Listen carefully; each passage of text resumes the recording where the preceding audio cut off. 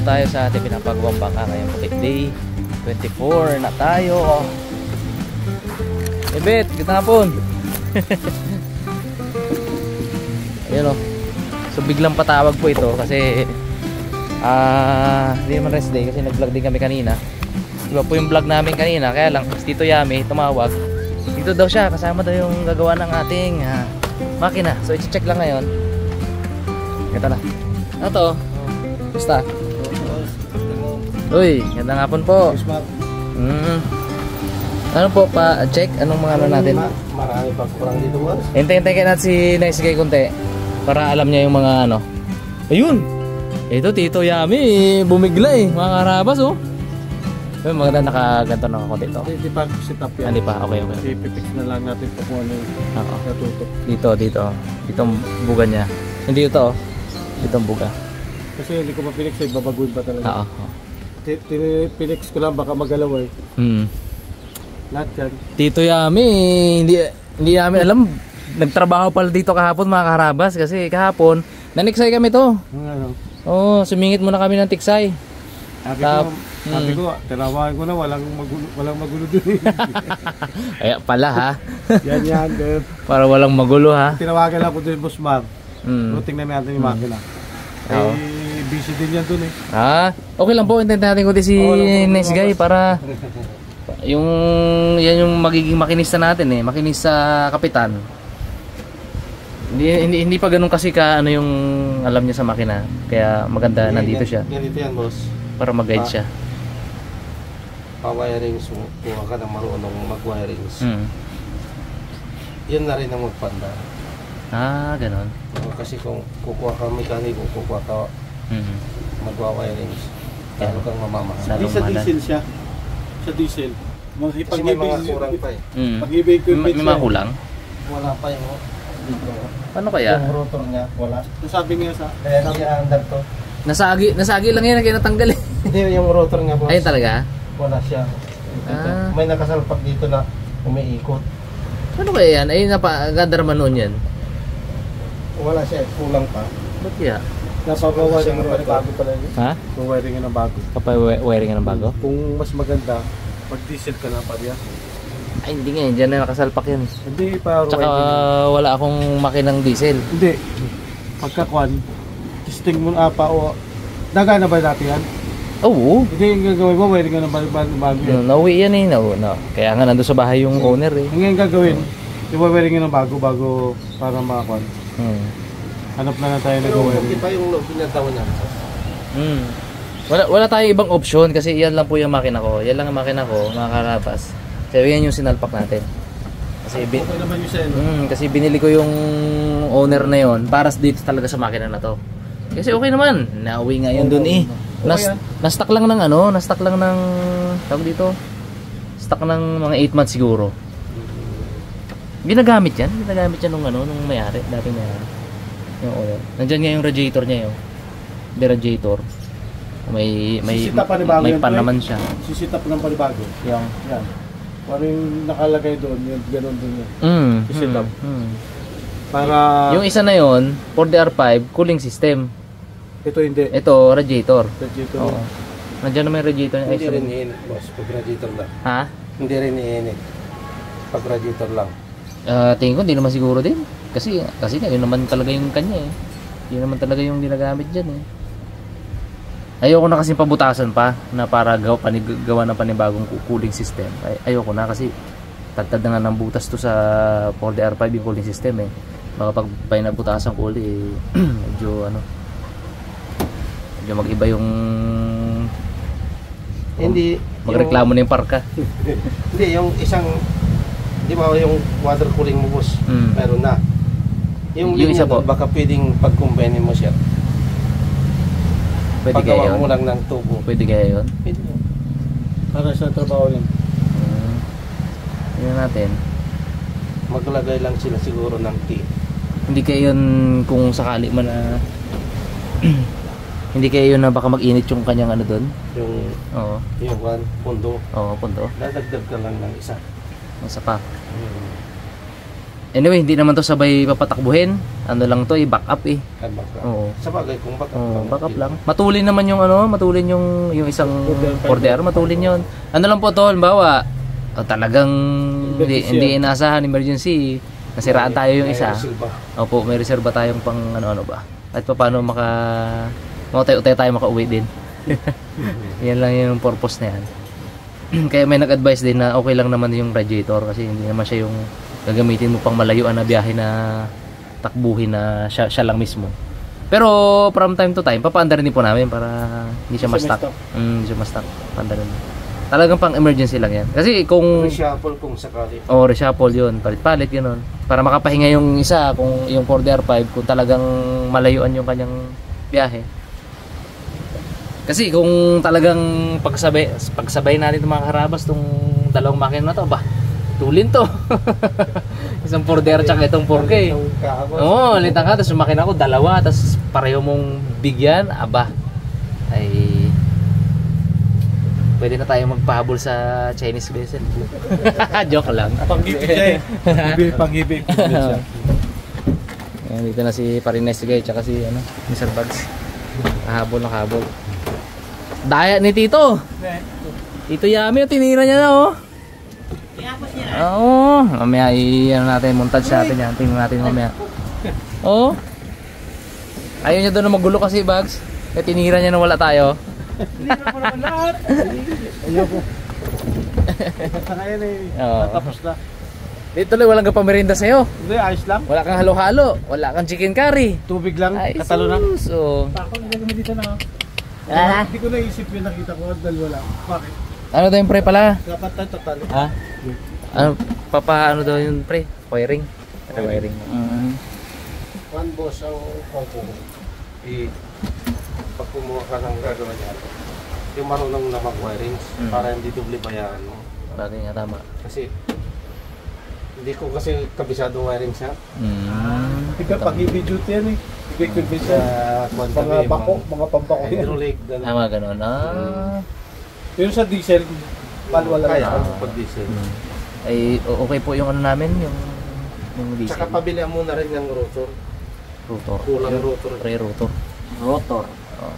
Yung hindi ko ay. Tandaan natin yan. Yung umiikot dito, isasalpak nila dyan. Iikot yun ang magbibigay kuryente. Magdidistribute dito sa kunya spark plug. Wala pala. Wala siya. Ba't kaya wala? Ganda naman nun yan, no? Ganda. Ganda. Inuwi nga yan dun eh. Nagkakaroon sa amin yung umaandar, wala yung rotor. Ay, inaano yan. Inuwi nga yan dun sa bukid, di ba? Doon sa bukid yung kaha niya. Opo. Tapos, service dati po yan, nung dating pinagbilang ko. May emergency Baka lang. sa pagtalas nila, boss. Posible rin. Kasi ano yan eh. Tawag dito, yung ginagamit niya talaga yan. Nagkaroon siya emergency, inalok sa akin. Kinuha ko na para makatulong din sa kanya. Tsaka sabi ko nga, pang stock ko. Baka sakaling bandang huli magamit pang makina. Yun na nga. Which is yan na. Nagamit siya dito sa bangka. Bila na lang. Bakit nawala? Bahala na. Kung ano nangyari. Nakita ko kanina. Bila na lang natin. Ba't wala yung rotor? Hindi, kaya bukas yan kuya. Bakit ba? Nalaglag ulit. Nagbagsakan ng ano yan eh. Kaya bukas yan na ganyan. Nabagsakan niya ng tabla. Bago tayo pagkakapay na start mo yung tawagin din natin siya sa diesel. Sige. Kasi dati dito ini-stack yung mga yung mga kahoy, yung mga paper tray. Dito naka-stack yan. Nakita ko yan, may nakadagan na pre dati. May nakadagan na kahoy. Oo, natabla na 2x6 baka sa ilalim. Silipin ko kasi ako dyan, maliit ako. Siyempre, 2x6 yun na tabla na. Kulay pula yan. Kulay pula. May tanso sa ibabaw. Ang gililis na lang dyan, yung pakit nila, di ba yan? Aroy, oo. Malaki-laki din yan. Ganyan Pa. kahaba. Silipin natin. Feeling ko na laglag lang. Kasi kung hindi talaga andar yung kuya, nang wala yun. Oo, hindi talaga. Oo. Yan ang magpapaikot ng kurente. Natanggal lang. Pati nga ito natanggal oh. Ito. Ito at saka yan. Yan yung natanggal. Ewan ko ba? Minsan-minsan pag nagmamadali, pag binalagbag dito yung mga tabla, kung makina to, vlog. Bag, may paslat ka bag? Hindi mo makita dyan, pre. Oh. Yan, tira. Okay. Yan, naka-on camera na yan. Okay, para ako makita kung nandyan.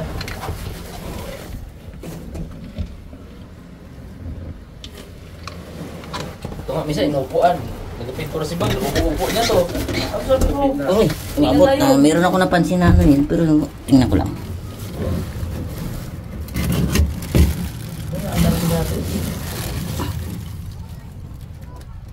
Di ba to? Oh, ito. Rotor na. Ayun! Sus, Mariusip. Hindi ko na nga nalaglag ng daganan ng kahoy eh. Taganan lang. Hindi naikot ng ano, hindi kaya yan ako. Hindi kaya. kaya. Oh, hindi kaya naharos. Ayos pa kaya? Hindi tayo Namin naputol ah. Ayos ba yan? Kalahin mo nabagsakan ba naman ng tabla? Gulat ako nung umaga, naku po, sabi ko, bukas na tong ano ah. Yung lock ang wala. Hindi ko na tinanong or hindi ko na sinisi kung sino yung naglagay dyan ng tabla.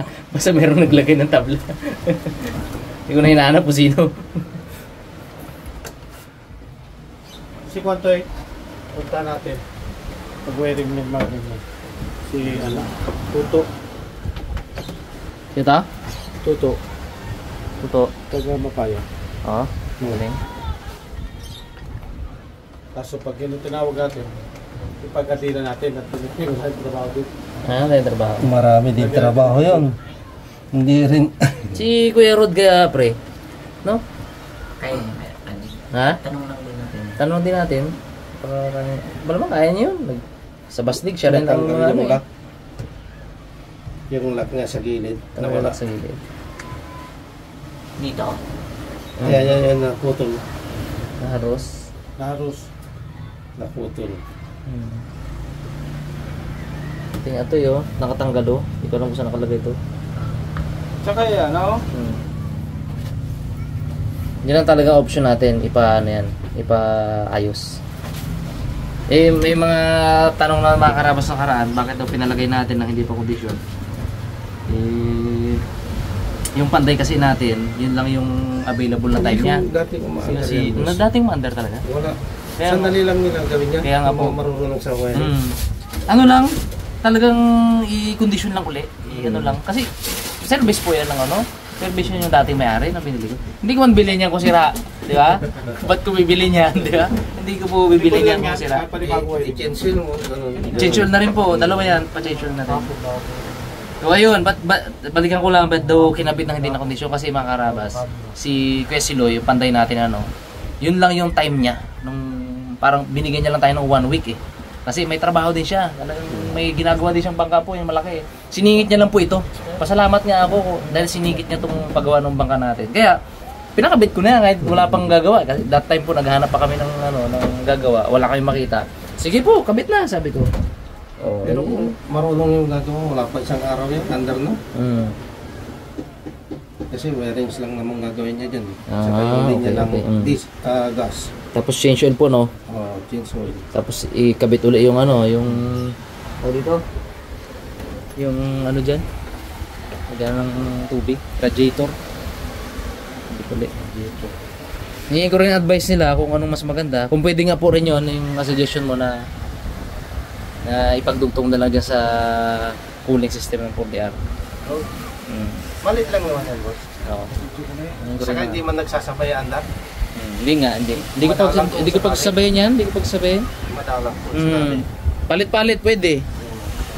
Kasi talaga pang-uwi yan, pang-uwi namin yan para ako na.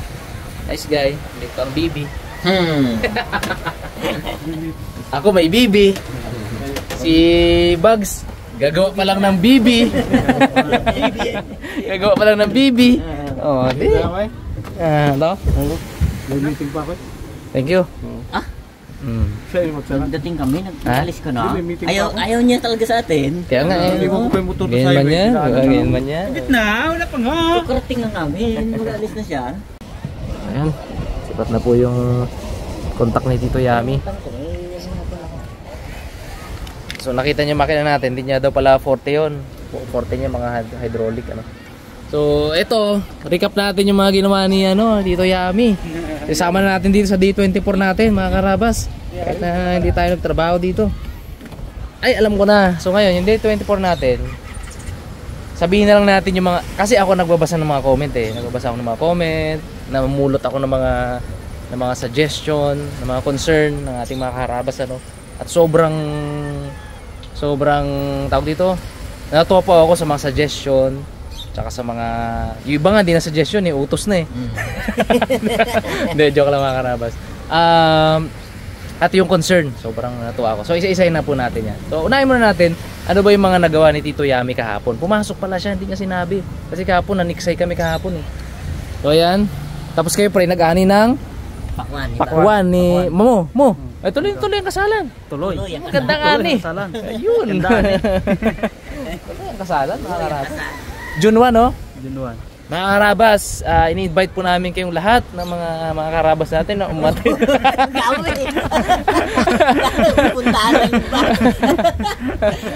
Na umatin ng kasal ni Ma'am Jazel at ni Mr. Bag sa June 1. Ng taong pong ito. Next. So, yun na nga. Update natin yung mga nagawa ni Tito Yami yun, nakabit niya na po yung mga floodlight. Tingnan niyo po mga karabas kung gaano kalinis yung idea natin na ilaw oh, di ba? Halos wala pag malayo, hindi mo halatang ang bangka na to pwedeng pantuna. Na meron pa lang mga ilaw diyan no? Ang linis niyan. Linis ang pagkakayari pati. Oh. Tapos black din to, black to. Kaya po yan black talaga eh. Kaya to black. Para pag ginapang diyan, hindi marumi, di ba? Kung yan ay puti or kulay blue, dumi na agad yan, no? Dumi na tingnan yan dito, pati itong ilaw. Eh diyan, nagmekos-mekos ang kulay niya diyan. Ganda. Satisfied. Pero iyan natin to ng konti mga karabas. Sabi ko nga sa kanya eh, iyuyuko natin to ng konti. Kasi kung ganyan ang orientation na yan, ang ilaw niyan pag ganun, doon ang tumbok niyan. Although malapad naman yan, kaya nga flood light. Buka yan. So ito, iano natin, iyuyuko pa natin ng konti yan. So mahigpit lang ngayon, hinigpitan ni Tito Yami. So ano natin na dito yung buga niya, dito sa area na to. Yan. So yan po, iyuyuko natin ng konti. So kabilaan po yan. Ganda, ganda tingnan, grabe. Solid maggawa si Tito Yami. Ayan, magdugtungan. Inipoxy niya po. Para talagang hindi pasukan ng tubig. Ayan, grabe. Hanggang likod po yan. Tingnan natin. Siyempre. Oops. Yun. Grabe, solid.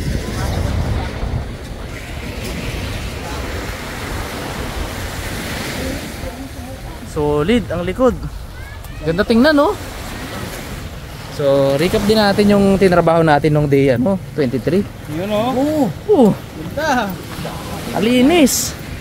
Mga karabas, kung medyo may sablay kami dun sa kabila. So, tingnan nyo naman po yung gawa natin, lalo na to. Solid.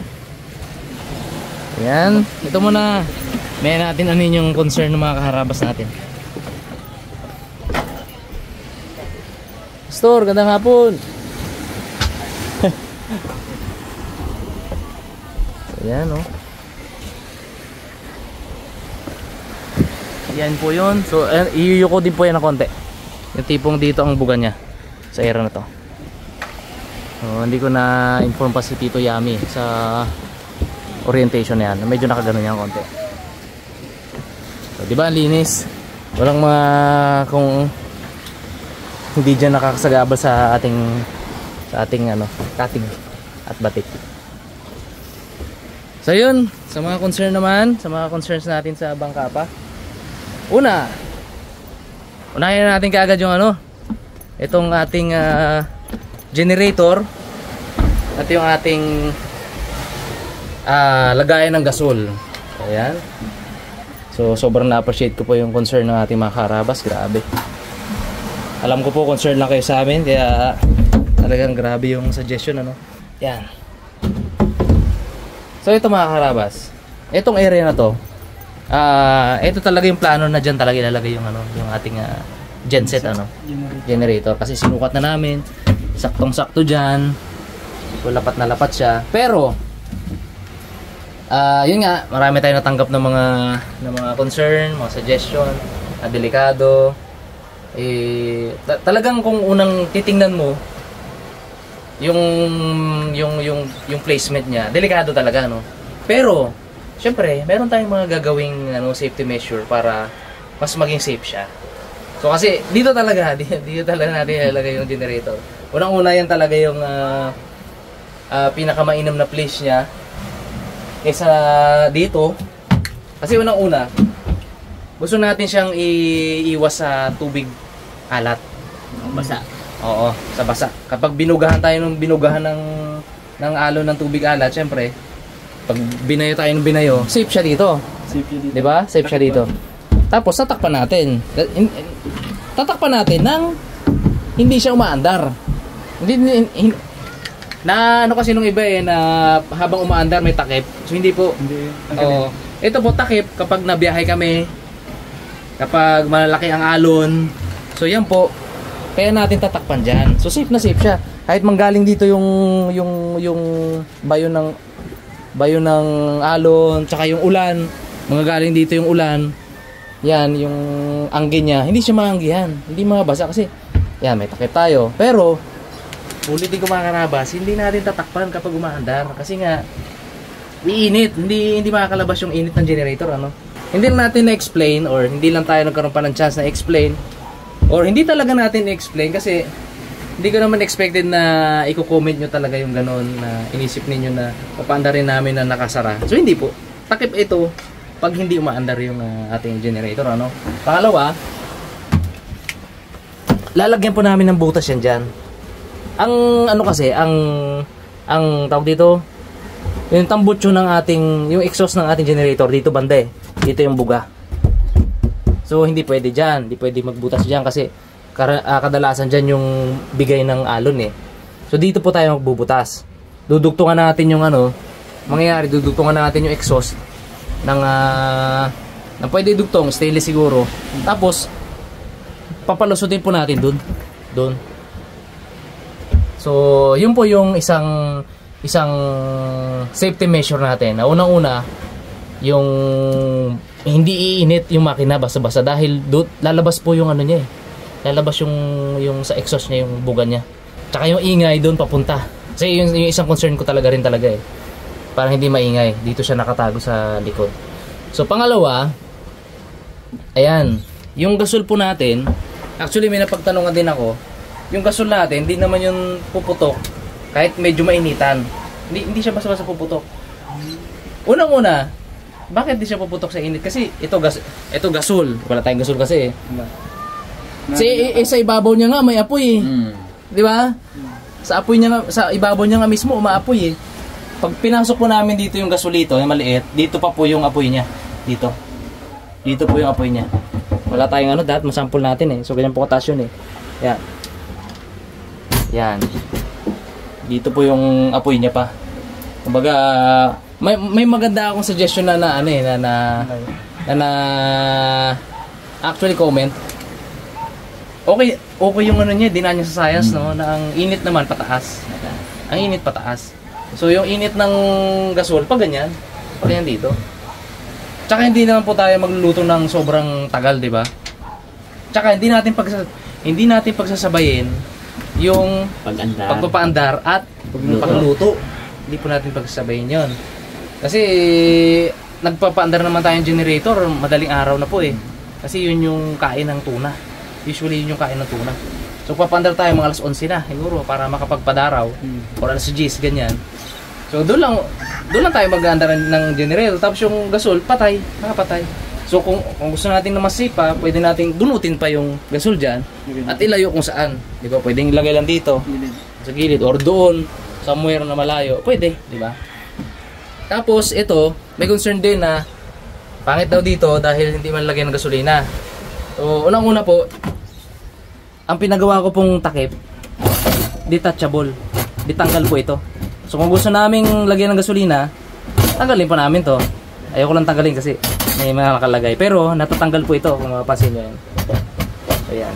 Itong harang niya, ditanggal.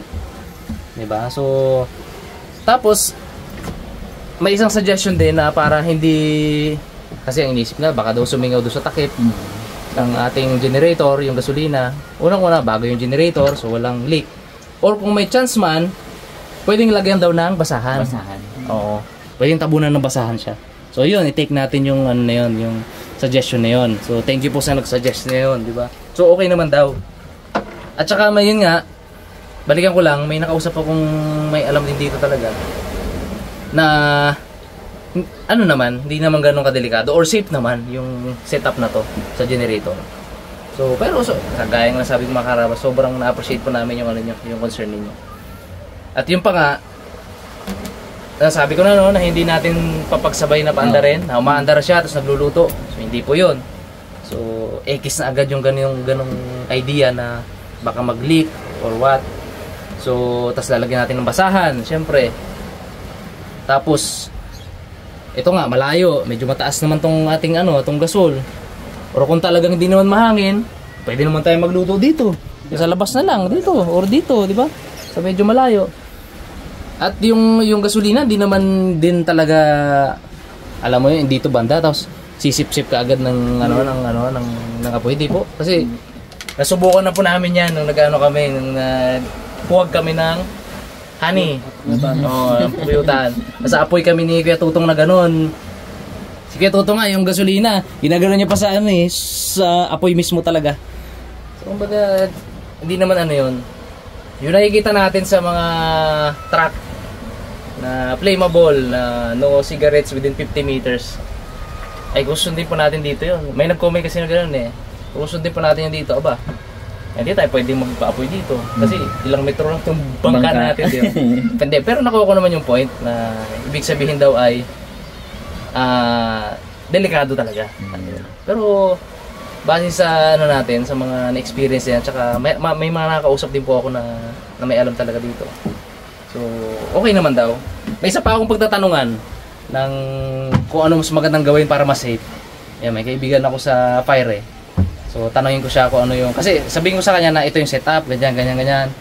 Or picturean ko, or much better, dalhin ko siya dito kung hindi siya busy. Tapos, magpapaturo ako kung ano yung safety measure na pwede natin gawin. Kasi ito, mga karabas, ito talaga. Dito ko talaga ilalagay ang generator at itong gasol sa ibabaw. Yan talaga yan. So, na lang tayo. Magdadagdag na lang tayo ng safety features nitong area para hindi siya mauwi sa sakuna. So, ayun.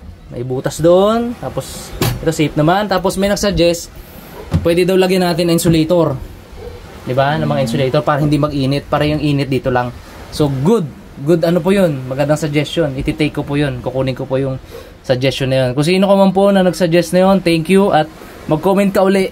Thank you so much. So, yun yung isa sa extra measure na naman natin. Extra safety measure para mas safe tayo. So, take po natin yun.